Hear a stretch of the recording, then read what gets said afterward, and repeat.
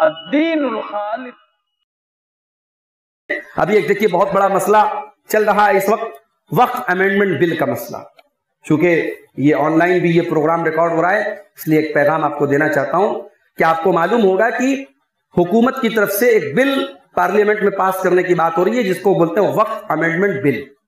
और इसमें वक्फ की जो प्रॉपर्टीज हैं, जो मस्जिदें हैं, जो वक्फ शुदा इदारे हैं, ईदगाहें हैं, इन तमाम प्रॉपर्टीज में हुकूमत अब दखल देने की बात कर रही है। जबकि सीधी सी बात है कि वक्फ की प्रॉपर्टी अल्लाह ताला के नाम पर वक्फ होती है, उसमें किसी भी हुकूमत को या किसी भी थर्ड पार्टी को उसमें दखल देने का कोई हक नहीं है। तो इसमें जो ज्वाइंट पार्लियामेंट्री कमेटी बनी है वो राय शुमारी ले रही है कि पब्लिक क्या कहती है, और 13 सितंबर तक उसकी लास्ट डेट है जो उनको मेल करके अपनी राय देना है कि वक्फ अमेंडमेंट बिल पर आपकी राय क्या है। तो इस पर बड़ी खुशी की बात है कि जो हमारा एक बहुत बड़ा प्लेटफॉर्म है इंडिया के अंदर, मुस्लिम पर्सनल लॉ बोर्ड, उसने एक अपील जारी की है और एक लिंक प्रोवाइड किया। आपको वो लिंक आपको कहीं भी इंटरनेट पर मिल जाएगा, व्हाट्सएप वगैरह पे घूम रहा है। आपको करना क्या है, उस लिंक पर क्लिक करना है।